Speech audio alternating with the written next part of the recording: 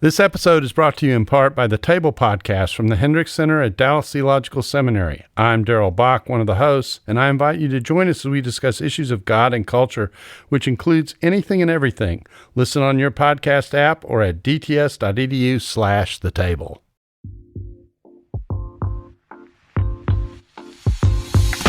This episode is brought to you by Our Daily Bread Ministries, a global media organization that makes the life-changing wisdom of the Bible understandable and accessible to all. Visit whereyou'refrom.org for more information. That's whereyafrom.org. You have given considerable study to the Bible, haven't you, Mr. Bryan? Yes, sir. I have tried to. Well, we all know you have. We are not going to dispute that at all. But you have written and published articles almost weekly, and sometimes have made interpretations of various things? I would not say interpretations, Mr. Darrow, but comments on the lesson. This reenactment is from what may be the most famous court case in United States history, at least the 1900s. What's known as the Scopes Trial, or the Scopes Monkey Trial. A small town in Tennessee hosts a court case that turns into the O.J. verdict of its day. Hundreds of people gathered to watch it live, while millions more listened on the radio. But you have studied the question, of course. Of what? Interpretation of the Bible. The man asking the questions? Clarence Darrow, a controversial figure, perhaps the most renowned lawyer of the 1920s, a hardened, gruff atheist, a determinist. He's on the defense, representing a young schoolteacher accused of teaching evolution in a time and place where such a thing was illegal. The man on the witness stand is William Jennings Bryan. Bryan ran for president of the United States 3 times under the Democratic ticket, losing all of his attempts. Former member of the U.S. House of Representatives, former Secretary of State, and one of the people responsible for enacting the law in question, barring teachers in Tennessee from discussing evolution in the classroom.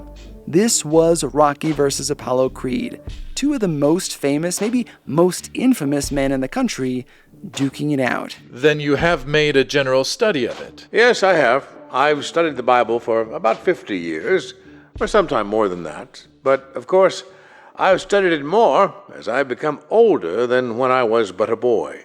You may know this story, the stakes, the ramifications. This event is taught in schools across the country. Your ideas about it are probably colored by your upbringing, your religion, your politics. And I don't care who you are, they're probably wrong. Let me tell it to you the wrong way first, how we normally hear it. The court case was over a week old already. Bryan and the prosecution had basically won. It was proven that the young teacher, John Scopes, taught evolution in the state of Tennessee. His own students testified to that fact, ratting him out. Scopes faced real jail time and fines for his crime, a young man imprisoned for science, a martyr for his cause. The whole thing was pretty much wrapped up when, in a surprise, spur-of-the-moment stroke of brilliance, Clarence Darrow, the godless big city lawyer, called the populist Bryan to the stand. Once there, he grilled the old man about his religion. Darrow asked him, "Do you claim that everything in the Bible should be literally interpreted?" Bryan was a fundamentalist, or at least the fundamentalists looked to him in this moment as their guy on the ground, fighting on behalf of God himself. To them, he was a man of God.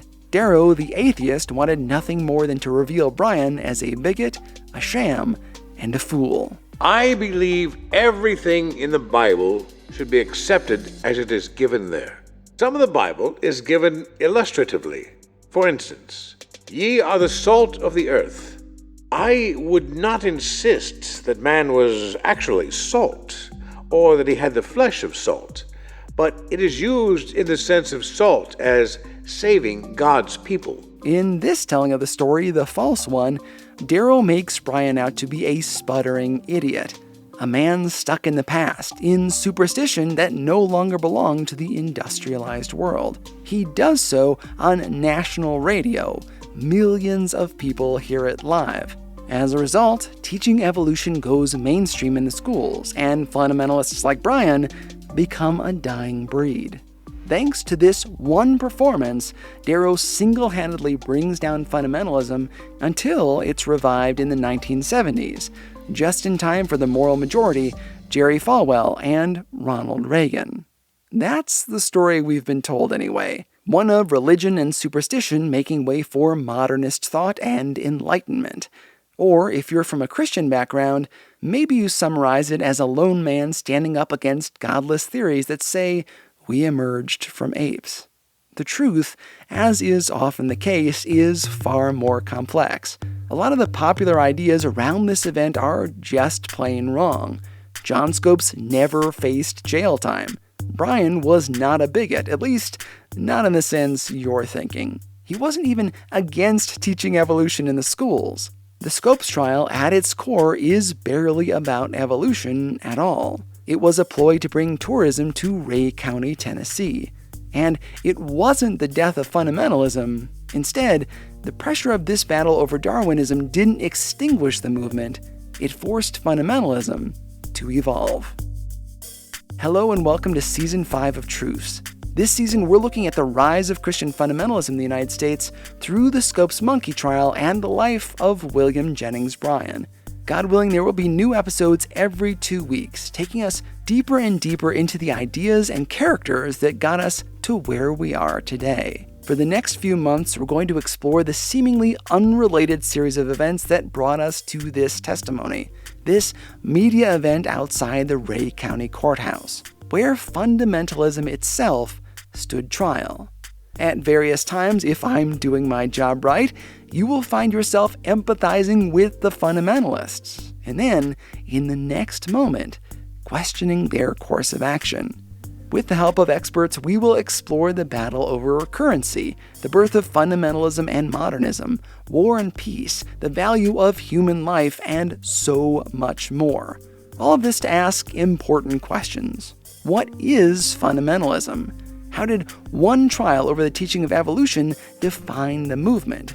How is it that William Jennings Bryan went from an obscure congressman in Nebraska to one of the most famous people in his time, to change the Democratic Party from conservative to liberal, to go toe-to-toe with presidents, set national policy for decades, and attract massive crowds everywhere he went, only to be remembered as a backwards bumpkin 3 decades later? And what does all this mean for us today? Fundamentalism is back in the public square and is shaping how non-Christians understand who Jesus is. That's why we need to understand it from the ground up, lest we let history make a monkey out of us. You're listening to the show that uses journalistic tools to look inside the Christian church. We press pause on the culture wars in order to explore how we got here and how we can do better. I'm Chris Starin, and this is Truce. William Jennings Bryan. We're going to hear a lot about him in the next few months. Bryan was on the team of people who prosecuted John Scopes for supposedly teaching evolution in Tennessee. He had nicknames like the Commoner. Another was Mr. Fundamentalist. He got that nickname by becoming the figurehead for the fundamentalist movement for a brief time. And weirdly, there is some question as to whether or not he was a fundamentalist at all. Like I said, this story gets complicated. This season is going to take on some big terms, but don't worry, we're going to have some fun exploring these ideas. But first, we need to do the hard work of understanding key concepts. So, what is fundamentalism? George Marsden wrote the book Fundamentalism and American Culture. He's professor emeritus at Notre Dame and has taught at Calvin Theological Seminary. He defined fundamentalism in this way. Okay, I think you're already spacing out, so don't space out on me. Here we go. Fundamentalism is militantly anti-modernist evangelical Protestantism. I'll say that again. Militantly anti-modernist evangelical Protestantism. By the end of this season, you're going to know what all of those words mean. Now, that's the academic definition. For every long, rambling definition, there should be a smart aleck one, right? This is another way Marsden describes fundamentalism. Fundamentalists are evangelicals who are angry about something. Fundamentalists are evangelicals who are angry at something. That thing they are angry about changes from time to time. If a fundamentalist is an evangelical who's angry at something, we first have to ask, what is an evangelical? Historian David Bevington offered up a list of things that he says makes a person an evangelical. You might hear this referred to as Bevington's quadrilateral. It goes like this. Evangelicals have a focus on evangelism. Hi there, do you know where you're going to go when you die? The Bible. John 3:16 says, for God so loved the world. Activism. We should stand up for this cause. And Jesus' death on the cross and resurrection. Those four things, roughly, make up an evangelical. Evangelism, the Bible, activism, and the cross. It's a type of Christianity that can be part of almost any Protestant tradition. So you have Presbyterian, evangelicals. Most Baptists today? Methodists were for a long time the biggest evangelical church, or your Churches of Christ. Some Anglican or Church of England believers are evangelical. So there's evangelicals of all sorts, but within those older traditions, usually gives it a lot more vitality. That's why this is such a big question in our time. If you watch the news, you may hear the word evangelical in reference to any white American male Republican Christian. No. This thing crosses borders, nationalities, languages, skin color, gender, party lines. You name it. It is a broad term, which makes it confusing. If you miss something, I'll have a lot of this in your show notes in case you need to review it later. Now that we have a rough idea of what an evangelical is, let's go back in time to try to figure out how this thing started. It's the 1730s. The Declaration of Independence is still decades away from being written. The United States is just a bunch of colonies. Spain, France, Britain all have claims to North America. The British colonies are super spread out! If you were to walk into a sanctuary back then, it would likely be tied to the Church of England. The church we just walked into is funded by tax dollars, not by passing a plate. And guess what? Not many people in the colonies go to church. They're spread out all over the countryside. Sorry, there may not be a church for them to attend on the frontier. In New England, the church attendance was a lot better. There was the congregational churches, which were the heirs to the Puritan tradition. It's a pretty strong Reformed or Calvinist tradition. And it's within the Congregationalist tradition that things really get cooking. Congregationalists are Calvinists, which is another gigantic word. There are lots of pieces to Calvinism. The one that plays the biggest role in this season is the idea of predestination. Let's say I'm overcome with the realization that God is real and I should follow him. I'm now a Christian. A Calvinist would say that it's God who chose to save me. He called, excuse me, I should take this. And I answered, it's your nickel. Chris, this is God. I figured this out a long time ago. You are now saved. Thank you very much. Call again soon. In this poor example, it was God who dialed the number. God decided to pick me. In other words, I was predestined. God chooses who follows him and who goes to hell. It's among those people, the Calvinists, that things started to change. They had all sorts of revivals where people became Christians, but things were based on hierarchy. In the South, rich folks gave so much money that sermons were often about how poor people should submit to the rich. That's not in the Bible, by the way, but it's what got preached. That sense of hierarchy was about to change. Remember, people were really spread out.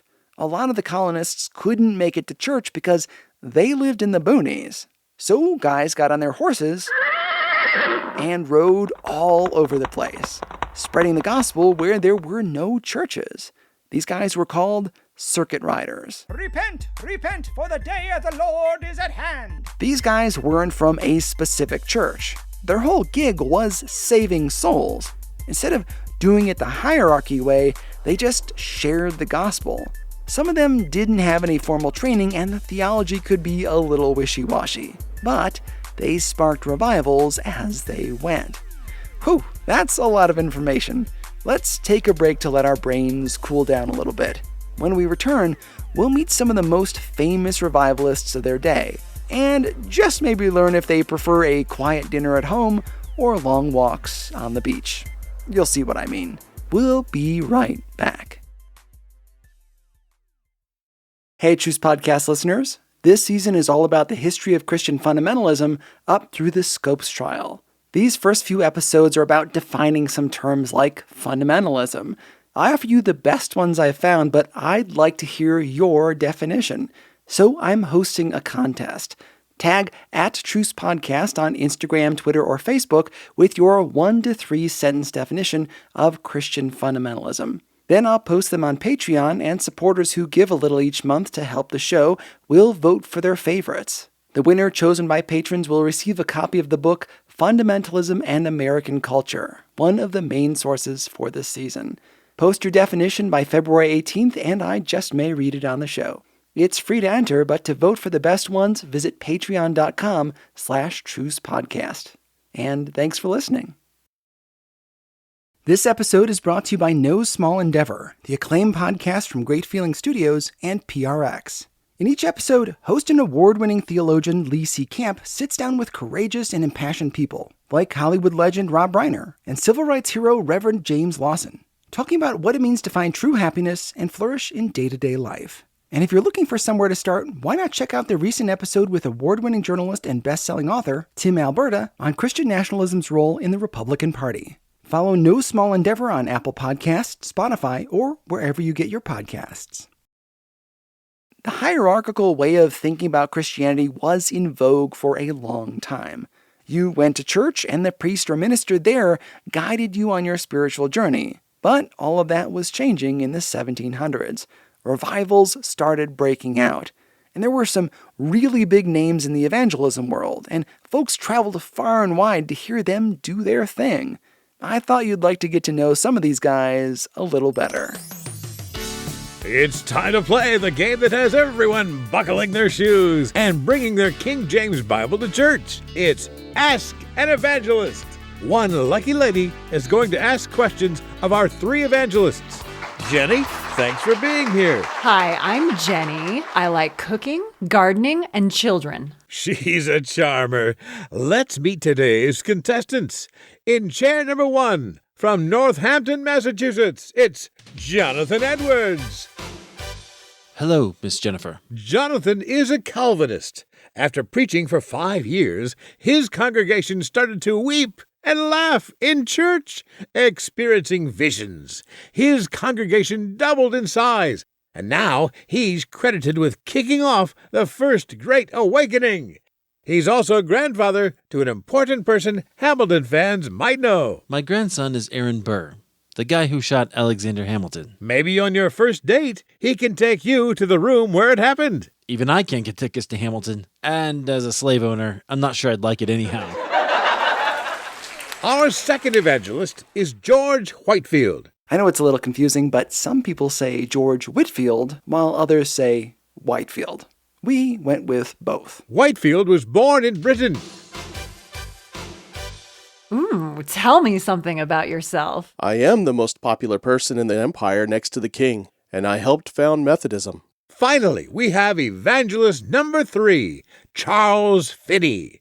Born in New England, he is a Presbyterian minister and author. His revivals in upstate New York are a thing of legend. Welcome, Charles. Thanks, I'm a little anxious to be here. Hey, this is Chris interrupting for a second. Charles Finney came years after the other 2 guys. Edwards and Whitfield are credited with a major revival called the First Great Awakening. That happened before the American Revolution.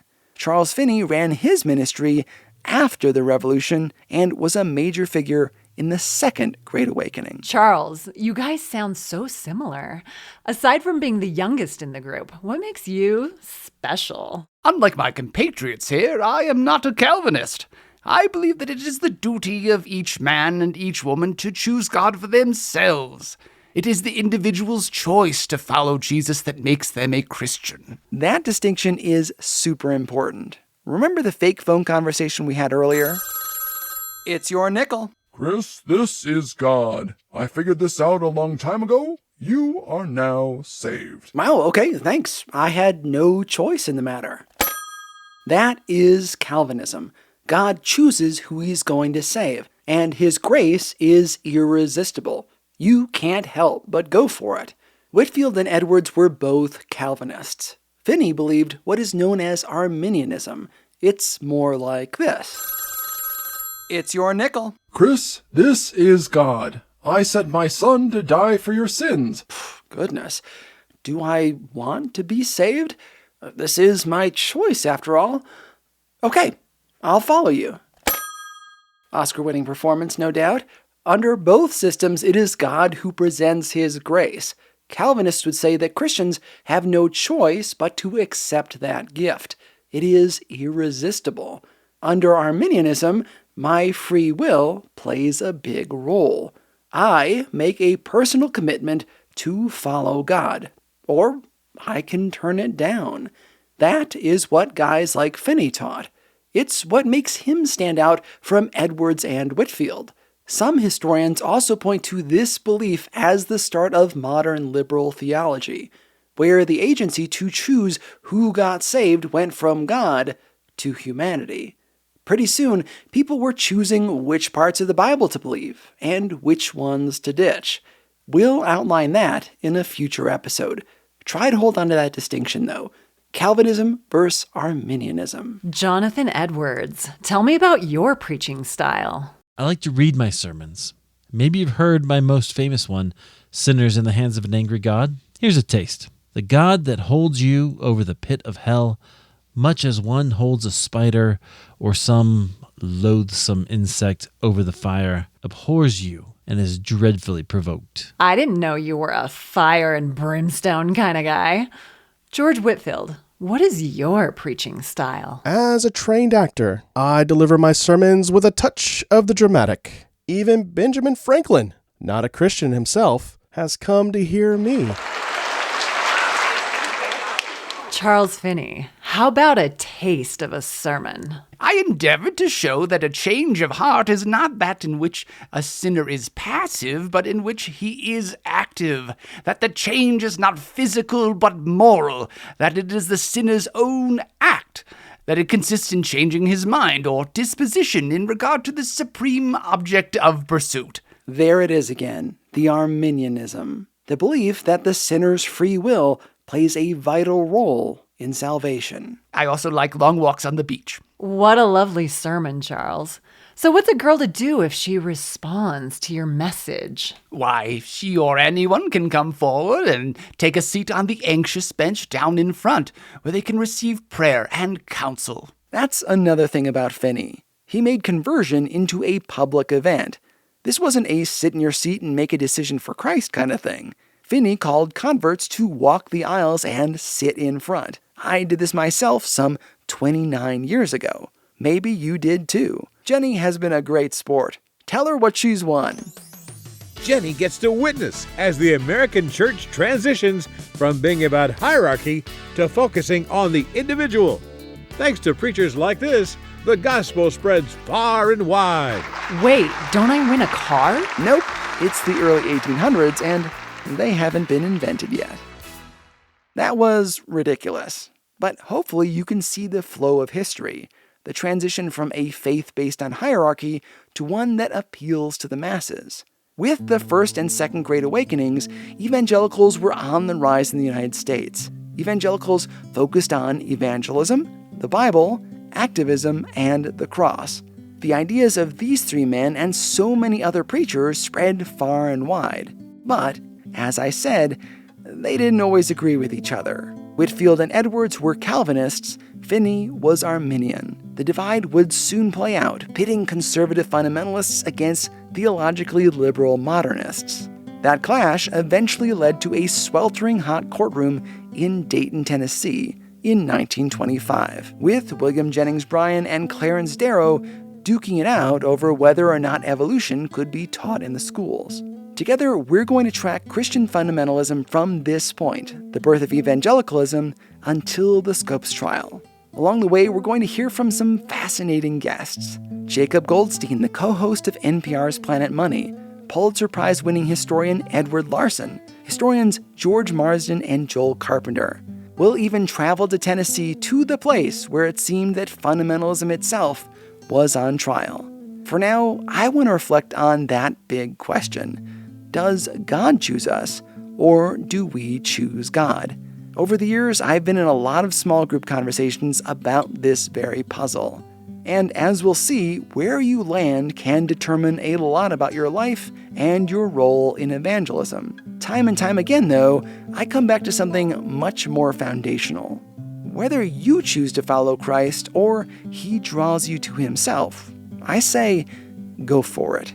We're going to be talking about some really big decisions that Christians have made over the years, some right and some wrong. Let's not leave these big questions at skepticism, though.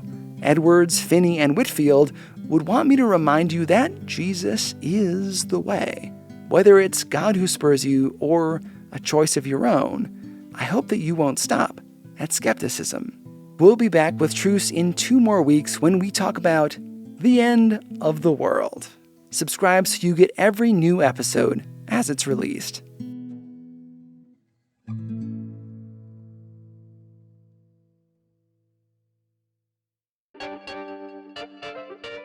Special thanks to George Marsden. He's the author of Fundamentalism and American Culture. You can find a complete list of sources on the website at trucepodcast.com. Follow me on social media at Truce Podcast. Thanks to my brother Nick Starron for his creative support and for coming up with the game show idea. Ray McDaniel and Carl Klemmer helped me to talk through the outline of this season. My voice performers were Jackie Hart, Nick Starron, B.T. Stevenson, and some of my podcaster friends, like Marcus Watson of Spiritual Life and Leadership, Eric Nevins of the Halfway There podcast, and Jerry Dugan of Beyond the Rut. Truce is listener-supported. If you want to hear more in-depth, entertaining storytelling, become a patron of the show. For just $5, you can get access to bonus extras not heard anywhere else. From people like hosts of the Holy Post podcast, Caitlin Chess and Sky Jitani, Jesus and John Wayne author Kristen Kobes-Dumé, and more.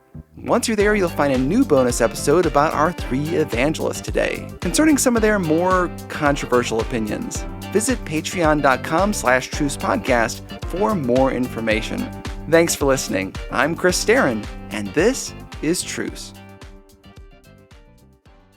Hey everybody, just before we go, this is Chris again. Just want to remind you to post on Instagram, Twitter, or Facebook your definition of Christian fundamentalism by February 18th. You can find Truce at Truce Podcast. It's free to enter, but if you'd like to be part of the voting process, visit patreon.com/Truce Podcast. I look forward to hearing what you have to say.